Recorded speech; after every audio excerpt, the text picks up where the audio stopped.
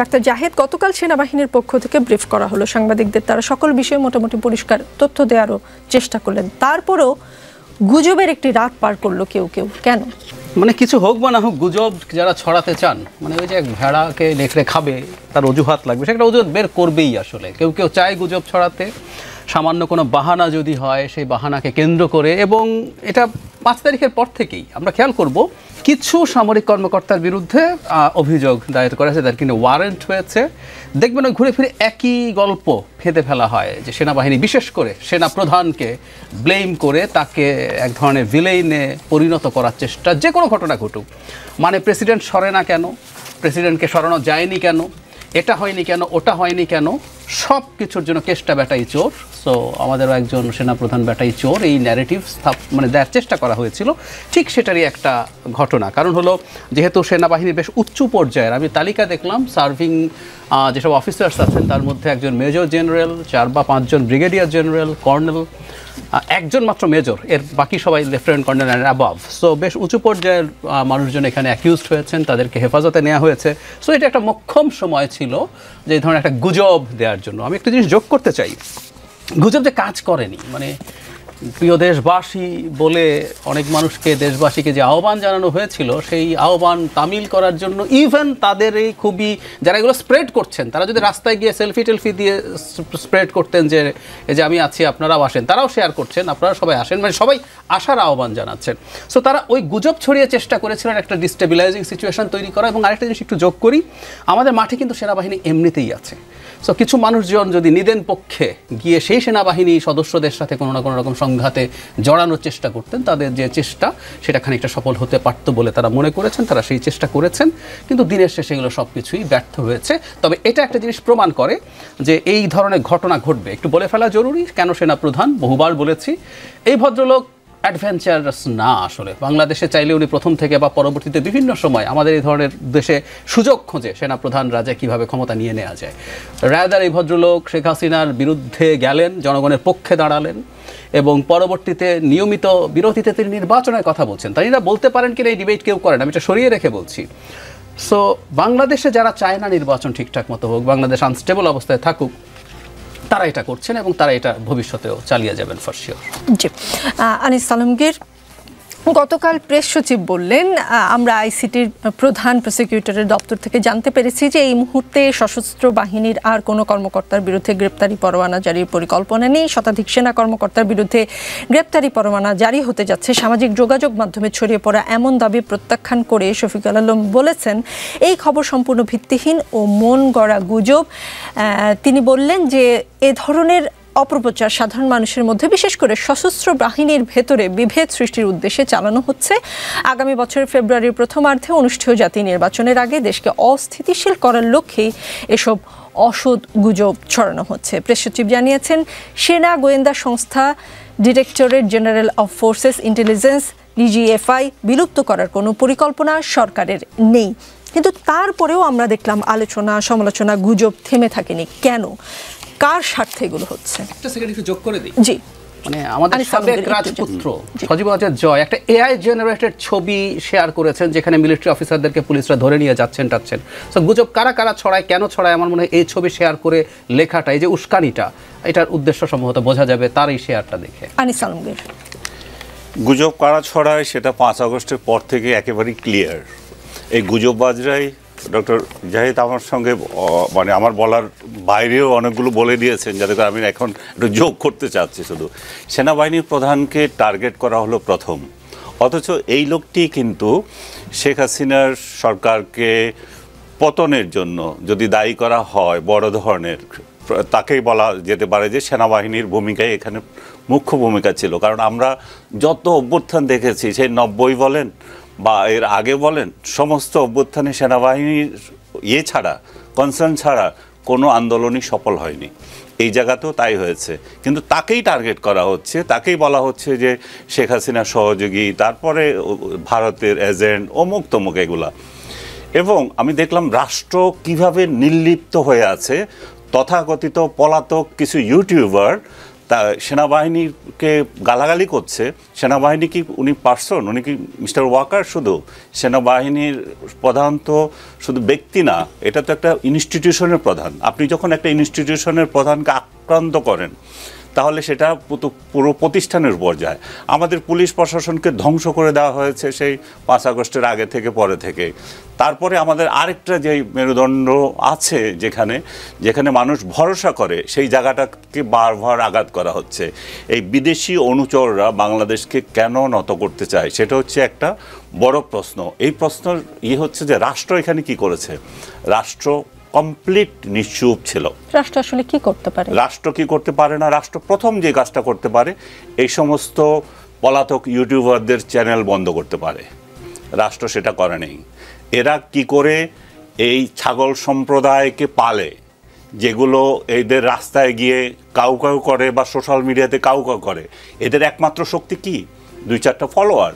আপনি যখন চ্যানেল বন্ধ করবেন, ভারত সহ বিভিন্ন দেশে, আমেরিকাতেও আছে, আপনি যখন এমন কিছু কন্টেন্ট তৈরি করছেন যেটা রাষ্ট্রের জন্য বিশৃঙ্খলা তৈরি করছে, সেটা আমি করি, যেই করুক আপনি করেন, চ্যানেল বন্ধ করতে হবে। কারণ এটা আপনি এই স্বাধীনতা কাউকে দেয় না যে আপনার যা ইচ্ছা তাকে গালি দিবেন। আপনি রাষ্ট্রপতিকে গালি দেবেন, আপনি এই উপদেষ্টাকে গালি দেবেন, আপনি বিভিন্ন রাজনৈতিক দলের নেতাদেরকে গালি দেবেন, আপনি আমাকে গালি দিবেন, উনাকে গালি দিবেন, রুমিনকে গালি দিবেন। আপনার যা ইচ্ছা যখন ইচ্ছা আপনি তখন আমার মা মাসি ধরে গালাগালি করতে পারেন। তা রাষ্ট্র সেটা দিয়েছে, রাষ্ট্র এটাকে এনকারেজ করেছে। রাষ্ট্রর যে শফিক সাহেব এখন প্রশ্ন তুলেছেন, শফিক সাহেবরা শফিককেও গালি দিয়েছে। তাহলে রাষ্ট্র কি এগুলো প্রিভেন্ট করার কোনো ব্যবস্থা নিয়েছে? নেয় নাই। কারণ হচ্ছে যে দিয়েছে, ওনারা বিপ্লব করেছে। ওনারা আশা করেছিল যে আমরা শেখ হাসিনার বিরুদ্ধে আন্দোলন করেছি। শেখ হাসিনার আন্দোলন কিসে? শেখ হাসিনার বিরুদ্ধে আন্দোলন তো করে নাই, বিষোদ্গার করেছে আর কিছু অপপ্রচার করেছে। শেখ হাসিনার বিরুদ্ধে যদি আন্দোলন করে থাকে, যারা দেশে আছে, যারা রাজপথে আছে, যারা সংগ্রাম করছে, যারা রক্ত দিয়েছে, তারা করেছে। এরা করেছে এদের ভিউ ব্যবসা।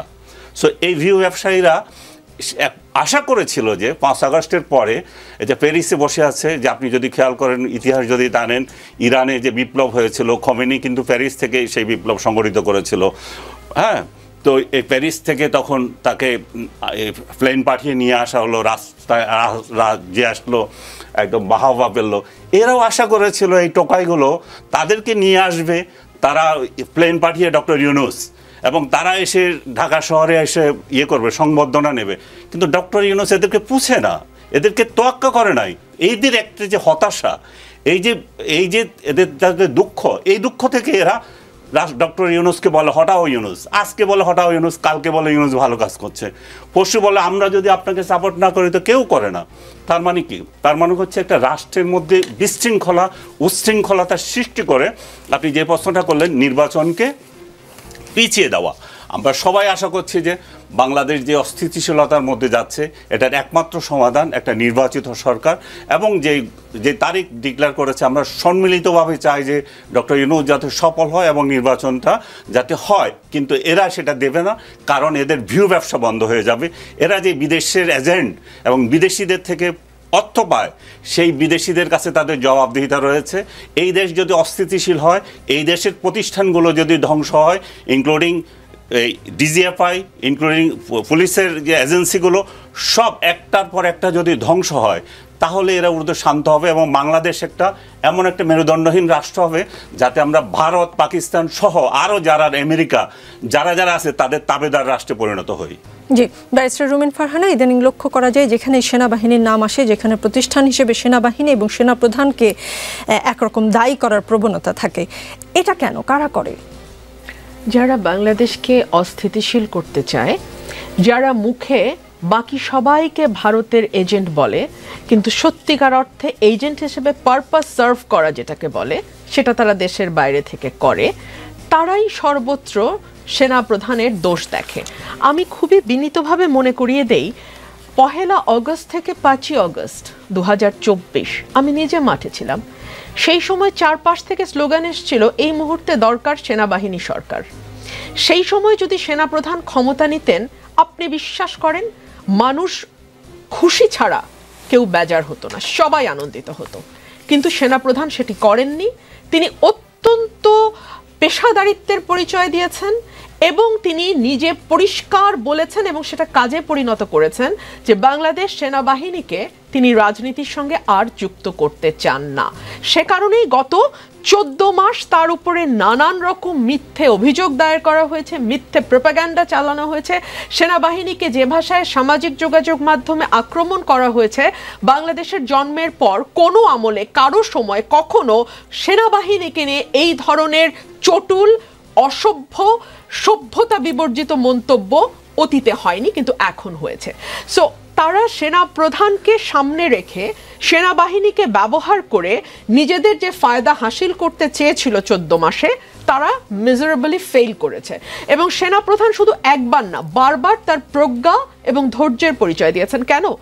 একটু বলছিলেন আনিস আলমগীর ভাই যে আজকে যদি এই কুটা ব্যর্থ, মানে কুতো না, এই গণ অভ্যুত্থানটা ব্যর্থ হতো, বিশ্বাস করেন উনি, ওনার ভাষায় উনি যাদেরকে টোকাই বলছেন তাদের কাউকে আপনি খুঁজে পেতেন না, কিন্তু কোর্ট মার্শাল হতো সেনা প্রধানের এবং তার ফাঁসি হতো। এক্সিস্টিং সরকারের অর্ডারের বিরুদ্ধে গিয়ে সাধারণ জনগণের কাতারে দাঁড়াবার অপরাধে ওনার কোর্ট মার্শাল হতো। সুতরাং কোনো ফর্মাল, মানে কোনো একজন ব্যক্তিকে যদি আপনি আইসোলেট করেন যে ফর্মালি তার উপরে খড়গহস্ত নেমে আসতো আওয়ামী লীগ আমলের, সেটা হচ্ছেন জেনারেল ওয়াকারুজ্জামান, তার উপরে আসতো। 1, 2 হলো আমাদের ভুলে গেলে চলবে না যে একটা রক্তপাত যতদূর সম্ভব কমিয়ে আনবার পুরো পদক্ষেপ নিয়েছেন সেনাবাহিনী। যদি সেনা প্রধানের নির্দেশে সেই সময় সাধারণ মানুষের উপর গুলি চালানো হতো, সরকার তো চেয়েছিল গুলি চালাতে, সরকার তো অর্ডার দিয়েছিল, সরকার তো করেছিল, কারফিউ দিয়েছিল, সেই সময় যদি সাধারণ মানুষের উপর গুলি চালাতো সেনাবাহিনী, আপনি আমাকে বলেন তো রক্তপাতের পরিমাণটা কোথায় গিয়ে দাঁড়াতো? 3 হলো শেখ হাসিনাকে যদি গণভবনে গুলি করে মেরে ফেলা হতো, যেটা নাকি শেখ হাসিনা নিজেও বলছিলেন যে আমাকে মেরে ফেলেন আপনারা, ওই সময় যদি তার ওখানে রক্তপাত হতো, আজকে আওয়ামী লীগের যে বিচারের কথা হচ্ছে সেটার চেয়ে কিন্তু অনেক বড় হয়ে দাঁড়াতো যে তার দলের লোকজন বলবার সুযোগ পেত তিনি দেশের জন্য জীবন দিয়েছেন, তিনি দেশ থেকে সরে যাননি, দেশের স্থিতিশীলতা, দেশের সার্বভৌমত্ব এবং দেশপ্রেম থেকে তিনি আত্মবিসর্জন দিয়েছেন। জনাব ওয়াকারুজ্জামান কিন্তু সেটাও করতে দেন নাই, তিনি নিরাপদে তাকে চলে যেতে দিয়েছেন সো দ্যাট পরবর্তীতে পুরো বিষয়টিকে ট্রায়ালের আন্ডারে আপনি আনতে পারেন। একটা আবেগ যেখানে তৈরি হতে পারতো সেটা তৈরি হতে না দিয়ে উনি পেশাদারিত্বের সঙ্গে পুরো সময়ের এই 36 দিন প্লাস এর আগের 15 বছর, সবই তো এখন আস্তে আস্তে সামনে আসছে, সেগুলোকে একটা প্রপার ট্রায়ালের মধ্যে আনবার চেষ্টা উনি করেছেন। সুতরাং এবং last but not the least, তার সবচেয়ে বড় অপরাধ হচ্ছে তিনি প্রথম থেকে একটা নির্বাচনের কথা বলছেন। এই নির্বাচনটা না অনেকেই চায় না। কারা চায় না? কিছু বিদেশি ইউটিউবার যারা এখন মনে করে যে এই সরকার থাকলে তারা খুবই পাওয়ার এক্সারসাইজ করতে পারবে এবং তারা পাওয়ার এক্সারসাইজ করেও। বেশ কিছু নিয়োগ আমরা দেখেছি সরকারের ভেতরে, যেটা একেবারে বোঝাই যায় যে তাদের গ্রিন সিগন্যালে নিয়োগগুলো হয়েছে। সো তারা যে একটা আনহোলি নেক্সাস তৈরি করে একটা আনহোলি পাওয়ার এক্সারসাইজ করতে পারছে, একটা নির্বাচন হওয়ার পরে যখন একটা জনগণের ম্যান্ডেট পাওয়ার সরকার আসবে তখন এই 2 টাকার ইউটিউবারগুলো ওই 2 টাকা ইনকামের দিকেই আবার তাদের পুরো ফোকাসটা দিতে হবে। তো তারা তো তখন এই যে রাষ্ট্রের বড় বড় সিদ্ধান্তকে ম্যানিপুলেট করা, রাষ্ট্রের কে কোথায় কোন পদে বসবে সেটাকে ম্যানিপুলেট করা, এই কাজগুলো তো আসলে তারা তখন আর করতে পারবে না। এবং যখন যাকে খুশি তাকে পিক করলো, তাকে নিয়ে যাচ্ছে তাই মিথ্যা প্রোপাগান্ডা ছড়ালো এবং তাকে মনে করলো যে পলিটিক্যালি তাকে যথেষ্ট হ্যারাস করা হয়েছে। এই যে একটা অবারিত সুযোগ ইউনূস সাহেব উদাস মুখে চেয়ারে বসে থেকে এই ইউটিউবারদের দিচ্ছেন, এটা তো আসলে একটা নির্বাচিত সরকারের সময় এই পাত্তাটাই তারা পাবে না। সো এইসব কারণে যারা নির্বাচনের কথা বলে, আপনি একদম লক্ষ্য করে দেখবেন আমি শুরু থেকে নির্বাচনের কথা বলেছি, বারবার নির্বাচনের কথা বলেছি, আমাকে ভারতের এজেন্ট বলা হয়েছে, রয়ের এজেন্ট বলা হয়েছে, আমাকে ম্যালাইন করা হয়েছে, আমাকে স্টিগমাটাইজ করা হয়েছে জাস্ট বিকজ আমি নির্বাচনের কথা বলছি। একদম একই কারণে সেনাপ্রধানকেও বারবার নানান রকম হেনস্থার মুখোমুখি হতে হচ্ছে। তবে বাংলাদেশের সৌভাগ্য যে জেনারেল ওয়াকারের মতন একজন সেনাপ্রধান তারা পেয়েছে। কেন বলছি? তিনি ওই 36 দিনের তার যেই অবদান সেটাকে আমি একপাশে সরিয়ে রেখে বলি, তিনি চাইলে বাংলাদেশকে মিলিটারি শাসনের দিকে নিতে পারতেন, নেন নাই। তিনি একজন আর্মি পার্সোনাল হয়েও বারবার নির্বাচনের তাগিদ দিয়েছেন। এটা কিন্তু একজন আর্মি পার্সনের কাছ থেকে আমরা দেখে অভ্যস্ত না। সো তিনি কিন্তু তার সমস্ত পিছনের ইয়েগুলো ভেঙে দিয়ে, নর্ম যেগুলো আমরা দেখে অভ্যস্ত সেই জায়গাগুলো ভেঙে দিয়ে তিনি একেবারে পেশাদারিত্বের একটা পরিচয় দিয়েছেন। আজকে আমি একটা নিউজ দেখছিলাম, আপনি নিশ্চয়ই জানেন যে আইসিটি অ্যাক্ট সংশোধন করা হয়েছে এবং সেখানে সেকশন 23-তে বলা হচ্ছে যে যদি কোনো ব্যক্তি আইনের 3 নম্বর ধারায় বর্ণিত অপরাধে অভিযুক্ত চার্জড হন, তাহলে অভিযোগ গঠনের মুহূর্ত থেকে তিনি চাকরি থেকে বরখাস্ত বা পদচ্যুত হবেন। আমি একজন আইনজীবী হিসেবে শুধু এটুকুই বলি যে এই সেকশনটা এইটা সংবিধানের সঙ্গে সরাসরি সাংঘর্ষিক।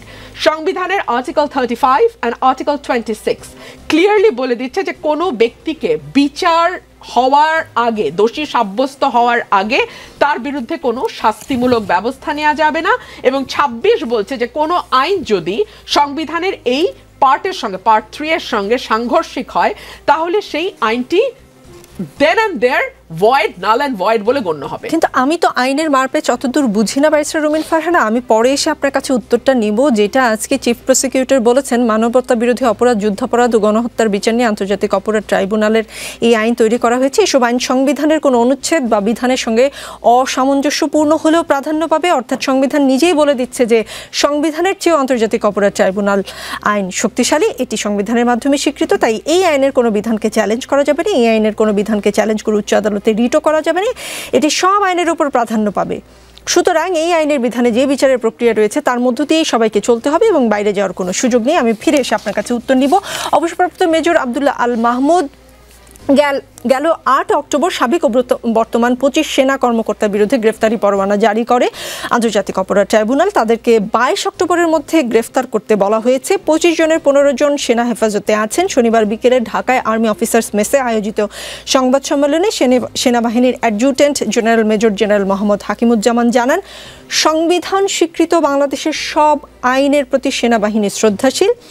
22 অক্টোবর সেনা হেফাজতে থাকা এই 15 জনকে ট্রাইব্যুনালে হাজির করা যাবে কিনা এমন প্রশ্নের উত্তরে তিনি বলেন, আইনি উপায়েই সমাধান করা হবে। আজকে আন্তর্জাতিক অপরাধ ট্রাইব্যুনালের চিফ প্রসিকিউটর তাজুল ইসলাম বলেছেন, সেনাবাহিনী, নৌবাহিনী, বিমান বাহিনী, গোয়েন্দা সংস্থা, পুলিশ সহ বিভিন্ন ডিসিপ্লিনারি ফোর্সের বিচারের জন্যই আন্তর্জাতিক অপরাধ ট্রাইব্যুনাল আইন 1973 বিশেষভাবে তৈরি করা হয়েছে। এই আইনে যেসব অপরাধের বিচার করা হচ্ছে সেসবের বর্ণনা বাংলাদেশের সাধারণ কোনো আইনে নেই, এমনকি সেনাবাহিনী, নৌবাহিনী বা বিমান বাহিনীর নিজস্ব আইনেও নেই। এটি একটি বিশেষ আইন। তার কথার সারমর্ম হচ্ছে সেনা কর্মকর্তাদেরও বিচারের উপযুক্ত স্থান হচ্ছে ট্রাইব্যুনাল। এই যে 8 তারিখ থেকে আজকের এই আপডেট পর্যন্ত বর্তমান ও সাবেক সেনা সদস্য মানে সেনা পরিবার মানে আমাদের সেনাবাহিনীর মধ্যে প্রতিক্রিয়া কি? জি, ধন্যবাদ আপনাকে। Talk of the day, burning questions, সবার এটা নিয়ে আলোচনা হচ্ছে। বাট একটা জিনিস আমরা খুব সহসায় ভুলে যাচ্ছি মনে হয়, আমরা যারা আছি, বিভিন্ন স্টেক হোল্ডার্স যারা আছি এখানে, আইসিটি একটা স্টেক হোল্ডার্স। আমি বলবো যে গভর্নমেন্ট কিছুটা নিউট্রাল প্লে করলেও গভর্নমেন্ট একটা স্টেক হোল্ডার্স, আমাদের বাহিনী যারা আছে বাহিনী একটা স্টেক হোল্ডার্স।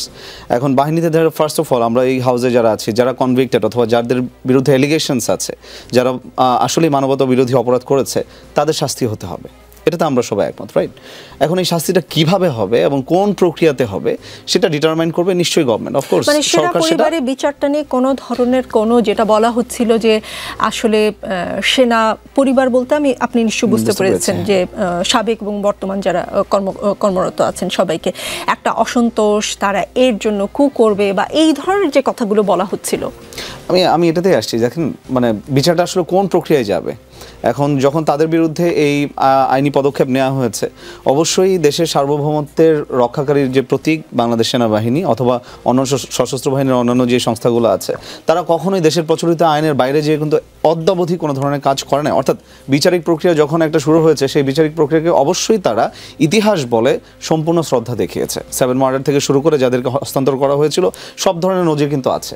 কিন্তু এখন এই 25 জনের যখন আপনার গ্রেফতারি পরোয়ানা জারি করা হলো, এখন আইসিটি ট্রাইব্যুনালে হঠাৎ করে কেন জানি তাদের মনে হয়েছে যে তাদেরকে কি সেনাবাহিনী দিবে না কিনা বা তাদের বিচার হতে দিবে না কিনা, মানে এটা হঠাৎ করে তাদের মনে হওয়া এবং হচ্ছে রাতে হয়তো বা মনে হয়েছে এবং সকালে এসে আপনার আইনটা চেঞ্জ করে ফেললো যে এই আইন মানবতা বিরোধী অপরাধের যে আইনটা এটা তৈরি করা হয়েছে আর্মি, নেভি, এয়ারফোর্স, গোয়েন্দা বাহিনী এবং পুলিশের সদস্যদের বিচার করার জন্য, যেটা আগে ছিল না। ওকে ফাইন, এটা 1971 সালে যারা মুক্তিযুদ্ধে মানবতা বিরোধী অপরাধী যারা ছিল তাদের জন্য করা হয়েছিল। এটার মধ্যে অন্য কেউ সংশ্লিষ্ট হতে পারবো না সেটাও না, অফকোর্স হতে পারবে।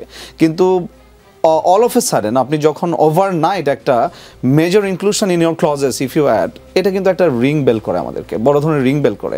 তার মানে হচ্ছে আমরা যে কথাটা বলছি, আবার গত রাতে আপনি দেখেন যে কুয়ের একটা যে আমেজ ছিল লাইলাতুল গুজব, যেটা অনেকদিন ছিল না, আবার ব্যাক করে আসছে thanks to them, but then still এটার সাথে কিন্তু কিছুটা কোরিলেশন আছে। আমরা যেটাই বলি না কেন, আপনি দুইটা যদি একসাথে মিলান, আপনি দেখবেন এদিক দিয়ে গুজবটা হচ্ছে, আবার ওই দিক দিয়ে ওই আইনটাকে কিন্তু তারা নতুন করে নতুন একটা আইন এখানে অ্যাড করেছে। তার মানে তারা টার্গেটেড ওয়েতে এখানে বাহিনীর যারা সদস্য আছে তাদের বিচার হইতেই হবে, যারা এটার সাথে সংশ্লিষ্ট। কিন্তু বাহিনীকে তারা এখানে কবজা করার জন্য, যেন বাহিনী এখানে কোনো ধরনের এক্সারসাইজ অথবা রোল প্লে না করতে পারে, তাদের যে আপনার বাংলাদেশ আর্মি অ্যাক্ট 1952 যেটা আছে, যেটা সংবিধান দ্বারা স্বীকৃত এবং মহামান্য রাষ্ট্রপতির অধীনের একটা বাহিনীকে তারা এখানে কোনো ধরনের প্লে যেন না করতে পারে, সেটার জন্য একটা রাতারাতি একটা আইন প্রণয়ন করে ফেলেন। তার মানে আপনি সরাসরি একটা বাহিনীর এন্টিটির বিরুদ্ধে আসলে অলিখিত একটা আপনি টাসেল অথবা যুদ্ধ ঘোষণা করে আপনি মাঠে নেমেছেন। This is number 1। নাম্বার 2 হচ্ছে এতে করে আসলে যে ভাইরা যেটা বলছিলেন এতে লাভবান কারা হবে, এটা লাভবান আসলে কেউ হবে না, ওনারা লাভবান হবে না, দ্যাটস ফর শিওর। এটা আমি ধরেন একজন এক্স মিলিটারি হিসেবে আমি বলতে পারি। আবার আমাদের যারা আছে তারাও যদি এটাকে বেশি হাইপার নিয়ে ধরেন কোনো কিছু একটা ডিসিশন নিয়ে ফেলে সশস্ত্র বাহিনী, তারাও লাভবান হবে না। অর্থাৎ এখানে একটা আপনার অ্যাসিমেট্রিক প্লে করার মতো কেউ নাই। মিনিং টু সে গভর্নমেন্ট থেকে যেটা ইনিশিয়েট হয়েছে, এখানে গভর্নমেন্টের হায়ার স্ট্রাকচারে যারা ছিল তাদের উচিত ছিল এটাকে একটা ব্যালেন্সড ওয়েতে আপনার এটাকে নির্ধারণ করা অথবা এটাকে ম্যানেজ করা। কিন্তু সেটা না করে রাতারাতি যখন ট্রাইব্যুনালের আইন, আবার এদিকে আইন বিবেচনা করে তাদেরকে হস্তান্তর করা হবে। এখন আমি যদি বলি যে ধরেন আপনার ধারা 16 অনুযায়ী ট্রাইব্যুনাল বলেছে যে ওয়ারেন্ট হওয়ার পরে intelligence organization, RAB, police, army, BGB, যে আর্মিকে দিয়ে তারা কনভিক্টেড ক্রিমিনালকে তারা গ্রেফতার করাতে পারবে। এখন ল এনফোর্সিং এজেন্সিস হিসেবে তো বর্তমানে আর্মি ডেভেলপড আছে। এখন তারা যদি বলে ওকে ফাইন, উই আর এলিয়ে নাও, এবং আমরা তাদেরকে গ্রেফতার করে আমাদের কাস্টডিতে রেখেছি, 24 ঘন্টা পরে তারা কোর্টে নিল এবং রিমান্ড চাইলো। এখন যদি রিমান্ড না মঞ্জুর করে, তখন আবার সেনাবাহিনীতে ফেরত চলে আসার কথা। কিন্তু এটা যেন ফেরত না আসতে পারে, আপনি দেখেন ব্যাপারটা, সেই জন্য কিন্তু এই দুইটা আইন করা হয়েছে যে তাদের, আপা যেটা বলছিলেন একটু আগে, যে আপনার অভিযোগ গ্রহণের সাথে সাথে আপনার চাকরি নেই। মানে যেখানে আমাকে কিন্তু আপনি সংবিধানে আপনি আমাকে সার্ভিস সিকিউরিটি দিয়েছেন, সরকারি service security is included in my constitution, আপনি সেখানে বলছেন আমার নামে কোনো একটা অভিযোগ হলে আমার চাকরি নেই। মানে হোয়াট ইট ইজ, তার মানে আমার মৌলিক অধিকার যেটা আছে সেটাকে সম্পূর্ণ খর্ব করে দেন আপনি বিচার করা শুরু করছেন। This is not right. আসছি আপনার কাছে। আনিস আলমগীর, হেফাজতে নেওয়া 15 সেনা কর্মকর্তার স্ট্যাটাস কি হবে জানতে চাইলে চিফ প্রসিকিউটর বলেন, আমাদের কাছে যেহেতু আনুষ্ঠানিকভাবে কেউ বলেনি যে তাদের আটক রাখা হয়েছে, তাই মিডিয়াতে যা এসেছে সেটিকে আমরা আমলে নিচ্ছি না। আমাদের যদি বলা হয় যে তাদের আটক রাখা হয়েছে, তাহলে অবশ্যই 24 ঘন্টার মধ্যে আদালতের কাছে আনতে হবে, এটাই বিধান। যেহেতু আমরা জানি না, সুতরাং এই বিষয়ে আমি কোনো মন্তব্য করতে চাই না। শনিবারের সংবাদ সম্মেলনে সেনাবাহিনীর adjutant general major general Mohammad Hakimuzzaman বলেন, তাদের বিষয়ে সামাজিক যোগাযোগ মাধ্যমে এবং টিভিতে স্ক্রল দেখে স্বপ্রণোদিত হয়ে আমরা তাদের হেফাজতে নেওয়ার উদ্যোগ নিয়েছি, মানে যাদের বিরুদ্ধে গ্রেফতারি পরোয়ানা ছিল। আজ পর্যন্ত আমাদের কাছে গ্রেফতারি পরোয়ানার কোনো কাগজ আসেনি, গতকালকে সংবাদ সম্মেলনে এটা বলেছে। মিডিয়াই কি তাহলে এই দুই পক্ষের মধ্যে যোগাযোগের মাধ্যম? দুই পক্ষ মিডিয়াতে দেখেছে বলেছেন এবং সেই অনুযায়ী তারা অ্যাক্ট করেছেন, তাই তো বলা হচ্ছে বা বুঝতে হবে আমাদের। কিন্তু আমাদের এটুকু দেখতে হবে যে আইন তো আমরা আসলে অত জটিল অনেকগুলো বিষয় আমরা আসলে বুঝি না। সেনাবাহিনীকে যদি এইখানে প্রোটেকশন দেওয়া হয় প্রচলিত আইনের বাইরে, তাহলে সেটা কি কার্যকরী হচ্ছে কিনা সেটাও কিন্তু দেখার বিষয় আছে। আমরা এই প্রথম দেখছি যে তারা তাদের আদালতের বাইরে এসে একটা পাবলিক আদালতে এই বিচারের সম্মুখীন হচ্ছে, যেটা আমরা অতীতে দেখিনি। তাও এই জন্য মানুষের কাছে এটা বিষয়টা বিস্ময়কর লাগছে। যদি রাষ্ট্রের আইন যদি এটা কভার করে যে তারাও সাধারণ জনগণের মতো তারা এখানে আসতে পারবে, তাহলে ঠিক আছে। আর তারা যেই প্রতিষ্ঠানগুলোতে চাকরি করে এই জিনিসটা কেউ বলছে না, ওই প্রতিষ্ঠানগুলোই তো তাদেরকে ওই প্রোটেকশন দিচ্ছে, এবং ওই প্রতিষ্ঠানগুলোর কার্যক্রম নীতিমালা এমন যে সে ওইভাবে অ্যাক্ট করতে পারছে। আমরা এখানে কিন্তু পার্সন খুলে দেখতেছি প্রতিষ্ঠানগুলো কিভাবে করছে। আমি যদি বলি, আমার দৃষ্টিতে 111 থেকে যেই ডিজিএফআই বলেন এবং অন্যান্য সংস্থাগুলো বলেন যাদেরকে অভিযুক্ত করা হয়েছে এই সমস্ত কাজের জন্য, সেই প্রধানগুলো থেকে শুরু করে অন্যরা, আমি তো দেখি 111-এ যে স্টাইলে সরকার চলেছিল, শেখ হাসিনার শুধু এটা কন্টিনিউশন ছিল, এটা নতুন কিছু হয় নাই। সো আপনি যদি কোনো প্রতিষ্ঠানের ব্যক্তিকে যদি দায়বদ্ধ করতে চান, আমি একটা টেলিভিশনের হেড, আমাকে যদি দায়বদ্ধ করেন, তাহলে এখানে কার্যক্রম কীরকম সেটা চেঞ্জ করতে হবে আগে। তো আপনি তো প্রতিষ্ঠানগুলোকে চেঞ্জ করেন নাই, প্রতিষ্ঠানগুলোর কার্যক্রম চেঞ্জ করেন নাই। এখন হঠাৎ করে এসে আমাকে যে দায়িত্ব দেওয়া হয়েছিল সেই দায়িত্ব আমি পালন করলাম কেন, এটা নিয়ে কোশ্চেন করেছেন। এটা নিয়ে কোশ্চেন করাতে এটা জাতীয় এবং আন্তর্জাতিকভাবে এটা বিতর্কিত হচ্ছে। আমরা যে জিনিসটার জন্য সবচেয়ে বেশি আতঙ্কিত ছিলাম সেটা ছিল যে বাংলাদেশ সেনাবাহিনীর উপরে একটা কলঙ্ক আসতে পারে, যেহেতু জাতিসংঘ শান্তি মিশনে তারা কাজ করে। এই শান্তি মিশনের কার্যক্রমে যেহেতু সারা বিশ্বে আমরা এত সুনামের সঙ্গে করছি, সেখানে যেহেতু কোনো আঘাত না লাগে, এবং সেই জন্যই কিন্তু 5 আগস্টের সেনাবাহিনীর ভূমিকাতে সেই কথাটাও বলা হয় যে তাদেরকে বলা হয়েছিল তোমরা এটা করবে না, এটা করবে না, তোমরা এই ভূমিকায় যাবে না।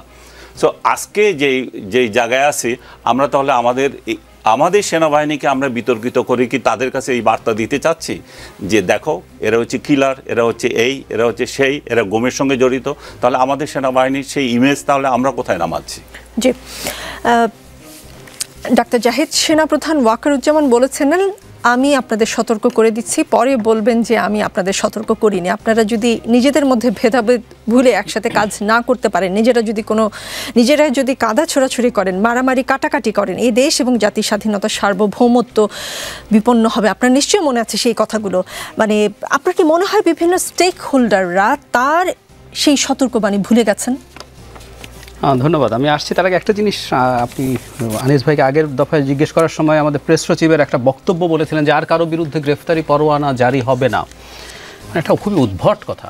মানে ধরুন যাদেরকে নেওয়া হলো তাদের তদন্ত হবে, তাদের জিজ্ঞাসাবাদ করা হবে, তাতে আরও অনেকের নাম বেরিয়ে আসতে পারে। মানে যদি নাম বেরিয়ে আসে আপনি গ্রেফতারি পরোয়ানা জারি করবেন না, এটা কিভাবে হতে পারে? মানে এই সরকারের জায়গা থেকে এই আলাপগুলো আপনি সান্ত্বনা দেওয়ার নামে করা কিন্তু একেবারে অর্থহীন ব্যাপার। এটা একটু অ্যাড্রেস করলাম। এবার আমি সেনাপ্রধানের কোনোভাবে না, ইভেন যাদেরকে ধরুন প্রাথমিকভাবে আমি ধরে নিলাম এনআরআই তদন্তে এসছে, ওনাদেরকে তো এরপর আবার জিজ্ঞাসাবাদ করা হবে। জিজ্ঞাসাবাদ করার পর দু একজন রিটায়ার্ড মেজরের নামও চলে আসতে পারে, তো দেখা গেল তাদেরকে তো গ্রেফতার করা লাগতেও পারে। ব্যাপারটা এইরকম, এটা আপনি বলতে পারেন না কখন, এটা তদন্তের উপর ডিপেন্ড করবে আসলে কি হবে। আপনি সেনাপ্রধানের যে বক্তব্যটার কথা বলছেন, বক্তব্যটা খুবই সমালোচিত হয়েছিল প্রাথমিকভাবে এইভাবে। মানে আমি আপনাদেরকে বলছি, মানে একজন সেনাপ্রধান যখন এইভাবে কথা বলেন, ওনার এই ঢংটা নিয়ে সমালোচনা ছিল, কিন্তু আমরা আস্তে আস্তে বুঝতে পারি উনি আসলে মোটামুটি এটা ওনার কথা বলার স্টাইল। কিন্তু উনি যে কথাটা বলেছিলেন এটা একেবারেই সত্য, এবং উনি যে দায়িত্বের মধ্যে ছিলেন, এখানে একটু বলে রাখা ভালো, বাংলাদেশের 5 আগস্ট পরবর্তী সময়ে সেনাপ্রধানকে প্রজাতন্ত্রের কর্মচারী বলবো আমরা বটেই। উনি প্রজাতন্ত্রের কর্মচারী, উনি নির্বাচন নিয়ে কেন কথা বলবেন, তিনি এভাবে কেন কথা বলবেন, তিনি প্রকাশ্যে কথা বলেছেন এই ধরনের, এবং মাঝে মাঝেই তার বক্তব্য কিন্তু মনে হয় উনি একটা ডিফারেন্ট এন্টিটি, উনি তো সরকার আসলে ইন্টিগ্রাল একটা পার্ট। কিন্তু এই বাস্তবতা আমরা মেনে নেব। এই পর্যন্ত আমরা যে আলোচনাগুলো করলাম যে 5 আগস্ট পরবর্তী সময়ে শুধু না, তার আগে থেকে তিনি যে ভূমিকা পালন করেছেন, এক ধরনের পরিস্থিতি আছে, তিনি তার খানিকটা ভিন্ন একটা সত্তা আছে। এবং আমরা আইনে একটা কথা বলি, এটা আইন না হলে আমি কথাটা ব্যবহার করতে চাই, ডক্ট্রিন অফ নেসেসিটি। আমরা অনেক সময় আইনের বাইরে গিয়েও কাজ করি। আমাদের তত্ত্বাবধায়ক সরকার বাতিলের পর এই যে দুটো নির্বাচন হতে পারবে বলছিল, যে আদালত বলছে এটা অসাংবিধানিক, এটা অগণতান্ত্রিক, তারাই আবার বলছে দুটো করা যাবে ডক্ট্রিন অফ নেসেসিটির নাম দিয়ে। সো এখন একটা ডক্ট্রিন অফ নেসেসিটি আমি দেখি যে সেনাপ্রধান এই ধরনের কথা বলছেন, ছাড় দেয়া। এখন তিনি যে কথাগুলো বলছিলেন সেগুলো আসলে আমরাও দেখতে পাচ্ছিলাম। তার জায়গা থেকে তিনি বলবেন আমি সতর্ক করিনি, তিনি সতর্ক করেছিলেন। আমরা রাজনৈতিক দলের বাইরেও বহু মানুষজন নানানভাবে আসলে ঠিক এক ধরনের পুনরাবৃত্তি, তিউনিশিয়াতে যা হয়েছিল, ইজিপ্টে যা হয়েছিল, আমরা সেই ধরনের ঘটনার মধ্যে জড়িয়ে পড়েছি। এবং আমাদেরকে সব মানে একটা মাত্র প্রতিষ্ঠান যেটা সোফার আমাদের ইন্টিগ্রেটেড রাখার জায়গায় ছিল, সেটাকেও প্রশ্নের মুখে ফেলছি, এবং উনি সঠিক প্রমাণিত হয়েছেন, এবং আমরা সেই দিকে এগিয়ে যাচ্ছি। রাজনীতিতে বিরতি বলে কিছু নেই, ফিরছি একটু পরে। দেখছেন রাজনীতি। অবসরপ্রাপ্ত মেজর আব্দুল্লাহ আল মাহমুদ গতকালকের প্রেস ব্রিফিংয়ে এক প্রশ্নের উত্তরে মেজর জেনারেল হাকিমুজ্জামান জানান, সেনাবাহিনী নির্বাচনে দায়িত্ব পালন করবে, তবে আইসিটির এই বিষয়টাই অবশ্যই আমাদের মোরালে এফেক্ট করবে। আগামী নির্বাচনে এর প্রভাব কি হতে পারে একটু বিস্তারিত যদি বলতে। যদিও তিনি বলেছেন যে ফেব্রুয়ারির নির্বাচনে মাঠ পর্যায়ে সেনাবাহিনী আরও 3-4 ভাগ বাড়ানো হবে বলে তিনি ব্রিফিংয়ে বলেছিলেন। সেনাবাহিনী আসলে তার উপর দায়িত্ব একজন এক্স মিলিটারি ম্যান হিসেবে আমি যেটা বুঝি, বা আমি নিজেও আপনার ভোটের দায়িত্বে ছিলাম, সুতরাং তাদের উপর যেই অর্পিত দায়িত্ব আসবে সেটা তারা পুঙ্খানুপুঙ্খভাবে পালন করবে বলে আমরা এটা বিশ্বাস করি, এবং এটা শিওর যে তারা করবে। কিন্তু হ্যাঁ, এইটার একটা রিটেলিয়েশন ইফেক্ট তো আছে। আপনি দেখেন, যখন আমি সামষ্টিকভাবে দেশের জন্য কাজ করে যাচ্ছি, কিন্তু আপনি সেই আমার ভালো কাজগুলোকে যখন আপনি অগ্রাহ্য করছেন, যখন কোনো ন্যাচারাল ডিজাস্টার হচ্ছে, আপনি সেনাবাহিনীকে ডাকছেন, রাস্তা বড় ধরনের রাস্তা করতে হবে সেনাবাহিনীকে ডাকছেন, বড় ধরনের বিপর্যয় সেনাবাহিনীকে ডাকছেন, মাইলস্টোন ট্র্যাজেডি সেনাবাহিনীকে ডাকছেন, 3 তারিখে ফায়ার করবে কি করবে না সেনাবাহিনী না বললেও সেনাবাহিনীকে আপনি বলেন এই মুহূর্তে দরকার সেনাবাহিনীর সরকার। কিন্তু যেই কিনা আপনার কোনো একটা আইনি প্রক্রিয়ার মধ্যে আপনি যখন যাচ্ছেন সেটাতে অন্য পক্ষের কোনো একটা সে থাকতে পারে, আই এম জাস্ট সেইং যে সে থাকতে পারে, যারা convicted criminal they must be hanged or যেরকম প্রসিজার অনুযায়ী যেটা করা দরকার সেটা হবে, সেটা নিয়ে কোনো প্রশ্ন নাই। কিন্তু একটা এন্টিটিকে যখন আপনি টার্গেট করে সেই এন্টিটিটাকে ডাউন করার জন্য আপনি ক্রমাগত একটার পর একটা নতুন নতুন আইন প্রণয়ন করছেন এবং হচ্ছে তার সদস্যদেরকে তারা ডিল করতে পারবে না আমিই ডিল করব, এরকম একটা যখন মোরালগিরি অ্যাটিটিউড আপনি শুরু করছেন তখন তো আমি তো অটোমেটিক্যালি ডাউন হয়ে গিয়েছি এবং আমার এটা মোরাল ইফেক্ট পড়বে, অফকোর্স পড়বে, এবং এটার ইম্প্যাক্ট অফকোর্স এটা আপনার নির্বাচনে তো পড়তেই পারে। ল এনফোর্সিং এজেন্সি হিসেবে যখন এবার সেনাবাহিনী এবার থাকবে, স্ট্রাইকিং ফোর্স হিসেবে না, স্ট্রাইকিং ফোর্স এবং ল এনফোর্সিং এজেন্সির মধ্যে একটা বড় তফাৎ আছে, যেহেতু কেন্দ্রের ভিতরেও থাকার মতো দায়িত্ব তাদের আছে। এখন আপনি যখন একটা দেশের শেষ রিসোর্টকে বা আইনশৃঙ্খলা বাহিনীর রিসোর্টকে আপনি ভেঙে দিতে চাচ্ছেন, মনোবল ডাউন করে দিচ্ছেন, কার্ভ করে দিচ্ছেন, তাদের কাছ থেকে আপনি 100% এক্সপেক্ট করাটা মনে হয় যে সমীচীন না। কিন্তু আমরা এটা আবার বিশ্বাস করতে চাই এই এরকম অনেক ঝামেলা আগেও হয়েছে, 3 আগস্টের পরে 5 আগস্টের সময় পরেও হয়েছে অনেক কিছু, কিন্তু আমাদের সেনাবাহিনী এই বিষয়গুলোকে সুন্দরভাবে অবলোকন করে তারা সঠিক সিদ্ধান্ত নিয়েছে এই যাবৎকাল পর্যন্ত, এবং নির্বাচন তদারকির ক্ষেত্রেও তারা সঠিক সিদ্ধান্ত নেবে বলে আমি মনে করি। কিন্তু এই ক্ষেত্রে সরকার পর্যায়ে যারা আছে, আমি এখানে বলবো মাননীয় প্রধান উপদেষ্টার কথাই বলবো, যেহেতু একটা স্টেট লেভেল ইস্যু যে স্টেটমেন্ট শুড গেট ইনভলভ। এখানে আপনি অন্যান্য স্টেক হোল্ডার্স তো থাকবে, কিন্তু স্টেটসম্যান হিসেবে ওনাকে এখানে ইনভলভ হওয়া দরকার, এবং এইখানে কোনো ধরনের ফিড গ্যাপ থাকে সেটাকে অ্যানালিসিস করে সেই গ্যাপটা পূরণ করা অত্যন্ত দরকার। অথবা আর না হয় আসলে আমাদের বাজে ধরনের কোনো একটা অভিজ্ঞতা হতে পারে। ইন এ সেন্স আমি বলছি না যে কোনো কুয়ো, যে লাইলাতুল গুজবের কুয়োর কথা অসম্ভব, এটা হবে না। আমরা জানি আমাদের জুনিয়র অফিসার প্লাস সমসাময়িক অফিসার যারা আছে তাদের সাথে আমাদের যোগাযোগ হয়।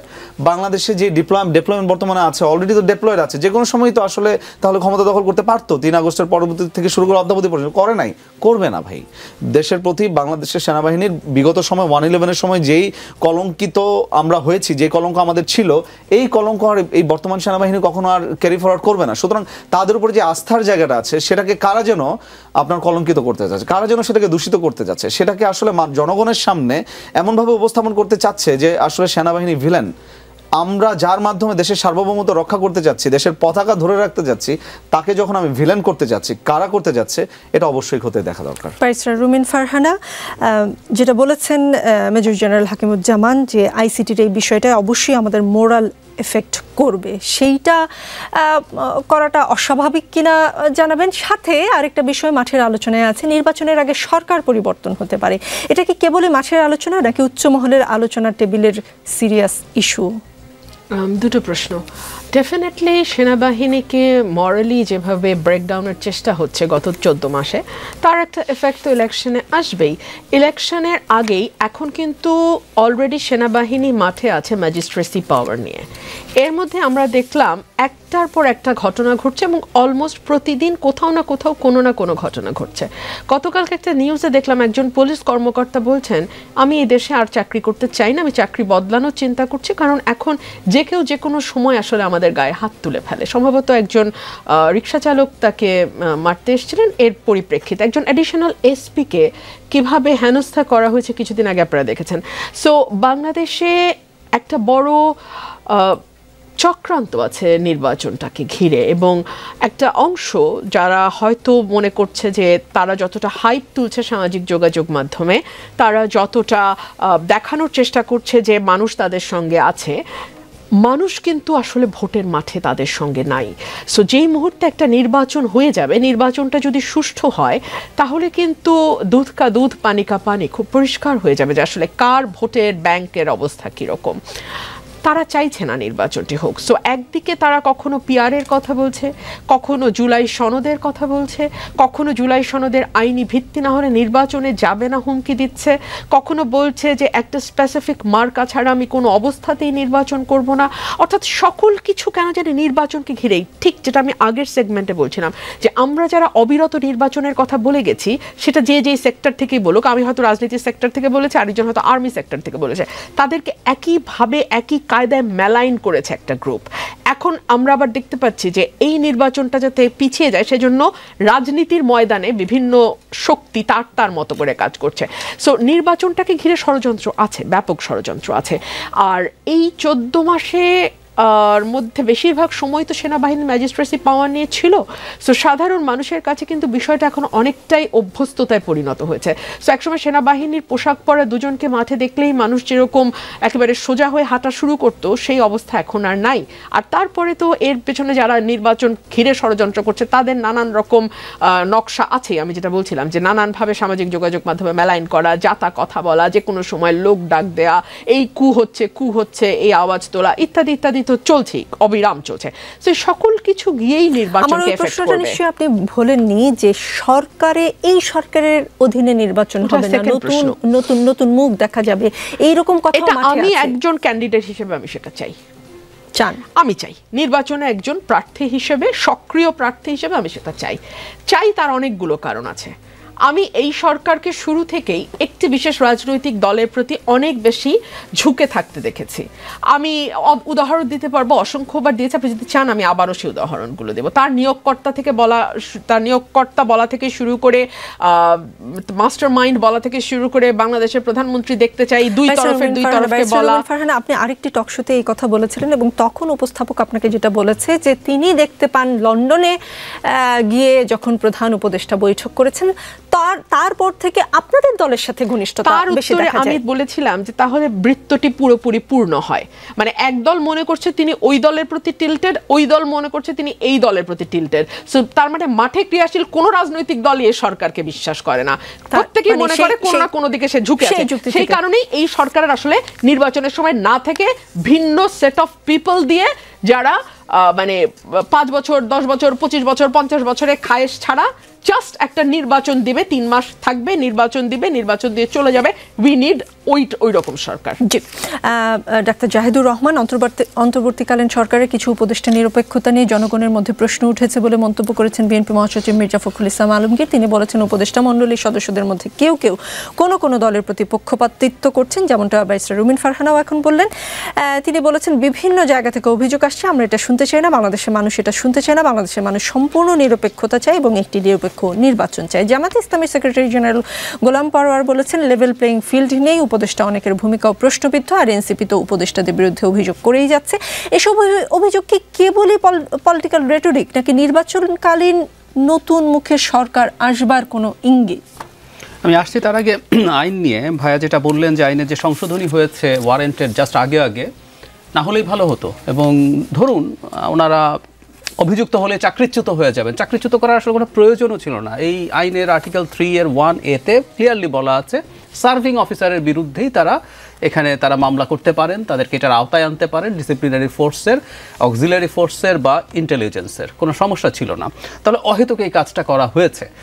যদিও এই আইনটা নিয়ে এই আলাপ আছে আমাদের কনস্টিটিউশন আর্টিকেল 47-এ অনেকগুলো আইন তালিকা দেওয়া আছে, এই সংক্রান্ত আইন আমাদের ফান্ডামেন্টাল রাইটস যদি ভায়োলেটও করে সেটা বাতিল হবে না। সুতরাং সরকার যেটা বলছে, সরকার এটা আসলে সাংবিধানিকভাবে করতে পারে এটাকে। কিন্তু আমি আবারও বলছি, অহেতুক এই জিনিসটা করার কোনো প্রয়োজন ছিল না, করে এটার বিতর্ক তৈরি হলো। এবং আমি এটাও একমত, একটা বাহিনীর তারা তো সার্ভিং অফিসার ছিলেন, সেই সার্ভিং অফিসার্সের সাথে এক ধরনের নেগোসিয়েশন হতে পারতো যে তারা সেনা আইনে তাদের কাজ এই অপরাধী ডিল করা যায় কি না।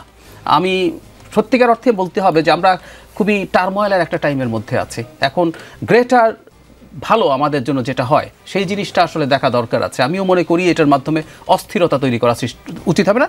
সাথে আবার এটুকুও যোগ করতে চাই, সেনাবাহিনীর সদস্যদের উচিত হবে না এ ধরনের অভিযুক্ত যারা আছেন তাদেরকে যদি বিচার আওতায় আনা হয় সেটার জন্য তাদের মনোবলে কোনো রকম কোনো চিড় ধরুক, কারণ তারা সত্যিকার অর্থেই ভয়ঙ্কর। মানে আমি গুমের যে ডকুমেন্টারিটা হয়েছে, আমি যদি এটা দেখার কথা বলি, বিভিন্ন বাহিনীর মধ্যে পুলিশও আছে যে বিভৎসতা চালিয়েছে, তাদের আসলে বিচার হওয়া জরুরি আছে। এটা মানবতা বিরোধী অপরাধ, এটা কিন্তু জাস্ট একটা পেটি ক্রাইম না, ইটস ক্রাইম অ্যাগেন্স্ট হিউম্যানিটি, যেটা আইসিসিতেও ট্রায়াল করা যায়। তো সুতরাং এটা তাদের অ্যাকসেপ্ট করা ভালো হবে এবং এটা আমাদের অ্যাকসেপ্ট করার মাধ্যমে বরং সেনাবাহিনীর ক্রেডিবিলিটি আরও বেশি প্রতিষ্ঠিত হবে যে আমাদের কিছু ভুল ছিল সেগুলো থেকে আমরা উতরে আসতে চাই। এবার নিরপেক্ষতা নিয়ে রুমিন যেটা বললেন, আমি মানে এতটা র্যাডিক্যাল হলে বিপদ আছে বলে আমি মনে করি। মানে এখন একটা টিল্টেড সরকার পাচ্ছেন, পরের সরকারটা হবে একটা দলের সরকার হয়তো, মানে যে দলটার বিরুদ্ধে অভিযোগ আছে তারা প্রচুর জায়গা দখল করে ফেলেছে, প্রশাসন, ভিসি, হেলথের অমুক তমুক, পরে দেখা যাবে তাদের সরকার এসে হাজির হয়েছে। এই সরকারের নানান রকম অদক্ষতা আছে এবং এই সরকারের কিছু কিছু ক্ষেত্রে বায়াসও আছে, এটাও ভুল না। কিন্তু আমি মনে করি নির্বাচনটা মোটা দাগে এই সরকারকে দিয়ে হওয়া উচিত, মাইনাস 2 ছাত্র উপদেষ্টা। 2 ছাত্র উপদেষ্টা থাকা কোনোভাবেই উচিত না, কারণ it's a very popular perception. এটা আমরা অ্যাক্টিভিস্টরা বলছি তা না, ডক্টর ইফতেখারুজ্জামানের মতো সিভিল সোসাইটির খুবই প্রমিনেন্ট মানুষও ক্লিয়ারলি বলছেন যে এনসিপির সাথে তাদের এই দুজনের অ্যালাইনমেন্ট তারও মনে হয়। তো সরিয়ে ফেলে একজন উপদেষ্টার সাথে তো বিএনপির অ্যালাইনমেন্টের খবর পাওয়া যাচ্ছে, তার পিতা যেহেতু বিএনপির একটা পদে, ছোটখাটো হলেও একটা পদে গিয়েছেন। আমার কাছে ব্যক্তিগতভাবে মনে হয় আর কি যে পিতা পদে যেতে পারে, কিন্তু যে দুজনের কথা বলা হচ্ছে সেই দুইজন আলটিমেটলি তাদের ব্যাপারে যথেষ্ট তথ্য প্রমাণ, যেমন ধরুন একটা ছোট উদাহরণই দিই, আসিফ মাহমুদ সজীব ভুঁইয়া নিজের কনস্টিটিউয়েন্সিতে 450 কোটি টাকা বরাদ্দ দিয়েছেন। উনি আবার হাসনাত আবদুল্লাহর কনস্টিটিউয়েন্সিতে ওই উপজেলায় 350 কোটি টাকা বরাদ্দ দিয়েছেন। বাংলাদেশে 6টা জেলা আছে যেখানে 13 থেকে 17 কোটি টাকা জেলাতে বরাদ্দ হয়েছে। সো উনি ওখানে দিচ্ছেন কেন? এবং আমি আপনাদেরকে আবারও অনুরোধ করি, আমি এটা বহু জায়গায় বলেছি, আপনারা যদি খোঁজ করেন এনসিপির পটেনশিয়াল যত ক্যান্ডিডেট আছে প্রত্যেকের উপজেলায় এলজিআরডির যে বরাদ্দ আছে সেটার ক্ষেত্রে আপনারা বিরাট বরাদ্দ পাবেন, আমি গ্যারান্টি দিচ্ছি, আমি না জেনেই বলছি, আপনারা একটা ইনভেস্টিগেট করলে পেয়ে যাবেন। এখন মির্জা ফখরুল বা জামায়াতে ইসলামী বা এনসিপি যা বলছে আমি এগুলোকে এক ধরনের রেটরিক্যাল বক্তব্য মনে করি, কারণ সামনে যেহেতু নির্বাচন আছে তারা সরকারকে চাপে রাখতে চাইবেন। এগুলো পলিটিক্যাল রেটরিককে খুব ওভার এস্টিমেট করারও দরকার নেই, কারণ হলো তারা চাইবেন সরকারকে চাপে রাখা যাতে সরকার অ্যালার্ট থাকে কোনো না কোনো ক্ষেত্রে এটা যাতে ঘটে। আর বিশেষ করে ডক্টর ইউনূসের এনসিপির প্রতি বায়াস আছে, এটা তো ভুল না। তিনি নিয়োগকর্তা বলছেন, তিনি যখন মন খারাপ করে রিজাইন করার সিদ্ধান্ত নেন তখন তিনি নাহিদকে ডেকে সেটা বলেন, এসব ঘটনা তো আছেই। সেই কারণে আমার মনে হয় চাপে তারা রাখবেন। এবং আবারও বলছি, ডক্টর ইউনূসের নেতৃত্বে এই সরকারেরই সামান্য কিছু এদিক সেদিক করে এই সরকারের নির্বাচনটা করা উচিত। আনিস আলমগীর, আন্তর্জাতিক অপরাধ ট্রাইব্যুনালের চিফ প্রসিকিউটর কার্যালয়ের ফেসবুক পেজে আজ সাইবার হামলা হয়েছে বলে জানা গেছে, যেটা বলেছেন চিফ প্রসিকিউটর তাজুল ইসলাম, যে প্রসিকিউশনের যুক্তিতর্ক মানে রাষ্ট্রপক্ষের যুক্তিতর্ক সরাসরি সম্প্রচারের সময় চিফ প্রসিকিউটরের কার্যালয়ে ফেসবুক পেজ সাইবার অ্যাটাক হয়। ফেসবুক পেজটি সাময়িকভাবে ডিসেবল করে দিয়েছিল হামলাকারীরা, পরে সেটা উদ্ধার করা সম্ভব হয়। তিনি যেটা বলেছেন, হামলাকারীরা যে আমাদের ভয় পায়, এই যে যুক্তিতর্ক, এটার যে এভিডেন্স, তাদের যে নিষ্ঠুরতার বর্ণনা, এটা যাতে দুনিয়াবাসী জানতে না পারে, তাদের জানতে দিতে এই অপরাধীরা চায় না, সেজন্য আমাদের ফেসবুক পেজের ওপর তারা সাইবার হামলা চালিয়েছে। কিছুক্ষণ আগে ডক্টর জাহিদও বলেন গুম কমিশনের যে ডকুমেন্টারি সেটার কথা। এই হামলা কারা চালিয়েছে আনিস আলমগীর কোনো ধারণা করতে পারেন কিনা? এই যে নিষ্ঠুরতার বর্ণনা, গুম কমিশনের ডকুমেন্টারি, জাতিসংঘের প্রতিবেদন, তারপরে আওয়ামী লীগ কেবলই ষড়যন্ত্রের কথা কেন বলে?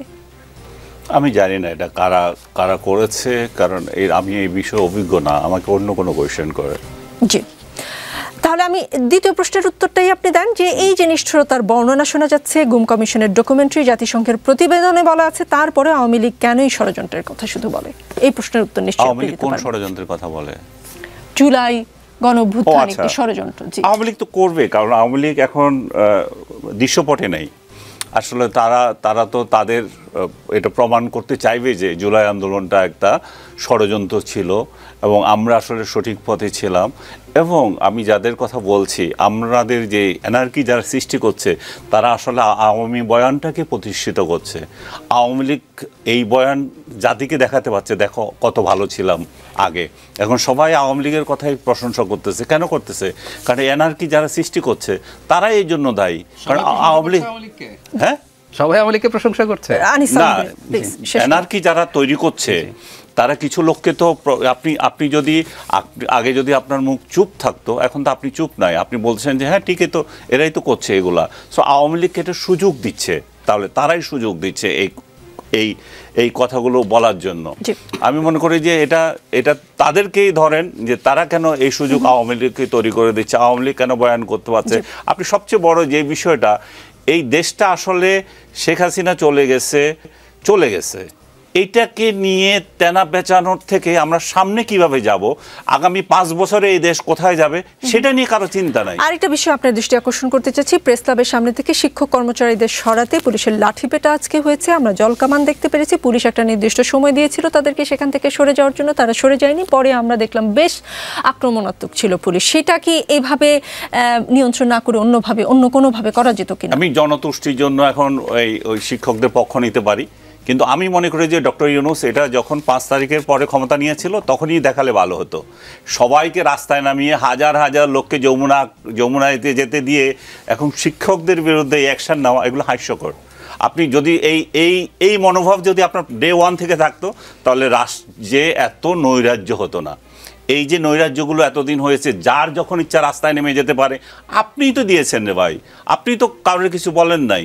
আপনার যমুনা ঘেরাও করে, আপনার শাহবাগে কোনোদিন শাহবাগ ক্রসিং করতে পারি না, তো রাস্তায় যে যখন যেভাবে পারে আন্দোলন করছে, তো আপনি সেইগুলোকে কোনো প্রিভেন্ট করেন নাই। শেষবেলায় এসে আপনি পুলিশ যে ধরনের মারমুখী হচ্ছে শিক্ষকদের গায়ে, সেটা তো মেনে নেওয়া যায় না। জি, ব্যারিস্টার রুমিন ফারহানা, বক্তব্য দেওয়ার সময় বিদ্যুৎ চলে যাওয়ায় জাতীয় নাগরিক পার্টির উত্তরাঞ্চলের মুখ্য সংগঠক সার্জিস আলম ক্ষিপ্ত হয়ে বলেছেন, এর আগেও পঞ্চগড়ে এনসিপির প্রোগ্রাম চলাকালে বিদ্যুৎ গেছে, নেসকোর যে মালিক তাকে এবং তার বাপকে জবাব দিতে হবে। প্রোগ্রাম চলাকালে এটা কেন হয়? একদিন হতো, দুদিন হতো, মানে তিনি বেশ রাগ প্রকাশ করেছেন এবং কিছু কথা বলেছেন কলিজা ছিঁড়ে ফেলার কথা, যেটা আমি আসলে বলতে চাচ্ছি না। বেশ রেগে গিয়েছেন তিনি পরে যেটা ব্যাখ্যা দিয়েছেন, 3 দিনে এনসিপির অনুষ্ঠান চলাকালে বিদ্যুৎ বিভ্রাট হয় এবং বিভ্রাটটা হয় তখনই সার্জিস আলম কথা বলা শুরু করলেই বিদ্যুৎ চলে যায়। রেগে যাওয়াটা কি স্বাভাবিক কিনা সেটা জানতে চাই। এবং আপনারা যখন রাজনৈতিক অনুষ্ঠান করেন, এই ধরনের ঘটনা হলে তিনি যেভাবে কথা বলেছেন সেটা আসলে বলতে পারেন কিনা? দেখুন, আমি আমার একটা অভিজ্ঞতা বলি। গত পরশু আশুগঞ্জে আমার একটা বিরাট জনসভা ছিল, ওখানে অলমোস্ট 10,000-এর মতো মানুষ জমা হয়েছে। আমি বক্তব্য দিতে দাঁড়ানোর সাথে সাথে কারেন্ট চলে গেছে, জেনারেটরও ঠিকমতো কাজ করছিল না কোনো একটা কারণে, কারণ লোক তো অনেক, তারও বোধহয় জেনারেটর ছিঁড়ে গেছে। তো আমাকে বেশ 10-15 মিনিট মাইক ধরে সবাইকে থামিয়ে বক্তব্য দিতে হয়েছে। এটা তো খুব স্বাভাবিক ঘটনা বাংলাদেশে বিদ্যুতের ক্রাইসিস ঢাকার বাইরে যদি আপনি না যান, শুধু ঢাকা শহরে বসে আপনি ক্রাইসিস টের পাবেন না। এলাকাগুলোতে, গ্রামগঞ্জগুলোতে ঘন্টার পর ঘন্টা ইলেকট্রিসিটি থাকে না। 24 ঘন্টার মধ্যে 12 ঘন্টা যদি বিদ্যুৎ থাকে, তো 12 ঘন্টা থাকে না। এটার মধ্যে দিয়েই তো আমরা কাজ করছি। এবং আমি এটা প্রথম, এরকম বহুবার হয়েছে বিদ্যুৎ চলে গেছে, কিন্তু তাতে যেই ভাষা ব্যবহার করেছে, এই ভাষাটা কয়েকটা বিষয় ইঙ্গিত করে। সেটা হচ্ছে যে আমরা শেখ হাসিনার সময় দেখেছি, দীর্ঘদিন ক্ষমতায় থাকার ফলে ওনাদের নেতাকর্মীদের এক ধরনের ঔদ্ধত্য তৈরি হয়েছিল পরের দিকে, এবং তারা বলতেন যে নৌকায় ভোট না দিলে এলাকায় ঢুকতে পারবে না, নৌকায় ভোট না দিলে কবর স্থানে জায়গা দেব না, কবরে ঢুকাতে দেব, ইত্যাদি, মানে অশ্রাব্য কথাবার্তা বলতেন। সেটা হচ্ছে 15 বছর ক্ষমতায় থাকার ফল। আর এরা যেহেতু মানে মাত্রই রাজনীতিতে এসেছে, এটা 15 মাস হওয়ার আগেই তাদের মধ্যে আমরা সেই ঔদ্ধত্য এবং সেই বাক্য দেখতে পাচ্ছি, যেটা প্রথম আলো আজকে 3টা ডট দিয়েছে এবং দিয়ে রিপোর্টের শেষে বলছে এখানে ছাপার অযোগ্য শব্দ ব্যবহৃত হওয়ায় আমরা ওখানে 3টা স্টার মার্ক দিয়েছি, ডট দিয়েছি। সো এটা আসলে ইঙ্গিত করে যে রাজনীতিতে তিনি সরি বলেছেন, সার্জিস আলম পরে সরি বলেছেন, যেই ধৈর্য এবং যেই সহনশীলতা দরকার, এবং দেশের পরিস্থিতিটা তো আসলে বুঝতে হবে আপনাকে, তাই না?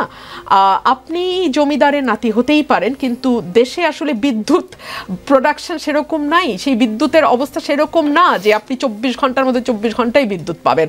এটা আমাদের সকলেরই ফেস করতে হয়, কিন্তু আমরা যেহেতু ফেস করে অভ্যস্ত এবং গত 15 বছর ধরে 20 বছর ধরে এগুলো হয়েছে, আমরা এটাতে সামহাও অ্যাডজাস্ট করে ফেলেছে এবং আমাদের সেই ধৈর্য প্রজ্ঞা আছে যে রাজনীতিতে এই কথাগুলো বলা যায়। জি, অবসরপ্রাপ্ত মেজর আব্দুল্লাহ আল মাহমুদ গুম, গোপনে বন্দি রাখা ও নির্যাতন চালানোর অভিযোগে বাংলাদেশে 28 জনের বিরুদ্ধে আদালত আনুষ্ঠানিক অভিযোগ দাখিল করায় সন্তোষ প্রকাশ করেছে, মানে 30 জন, টোটাল 30 জন। নিউ ইয়র্ক ভিত্তিক মানবাধিকার সংস্থা হিউম্যান রাইটস ওয়াচ বহু প্রতীক্ষার পর ন্যায় বিচারের পথে বাংলাদেশ এক ধাপ এগিয়েছে বলেও মনে করে সংস্থাটি। আপনাদের মন্তব্য কি? জি, আমিও তাই মনে করি। হিউম্যান রাইটস ওয়াচ যেটা বলেছে যে বহুল প্রতীক্ষার পরে এক ধাপ এগিয়েছে, হ্যাঁ এক ধাপ এগিয়েছে। যাদেরকে কনভিক্টেড ক্রিমিনালস বা যাদের ব্যাপারে অফেন্স আছে বা অভিযোগ জমা হয়েছে, তাদের ব্যাপারে আদালত একটা রায় দিয়েছে বা বলেছে যে তাদেরকে অ্যারেস্ট করতে হবে।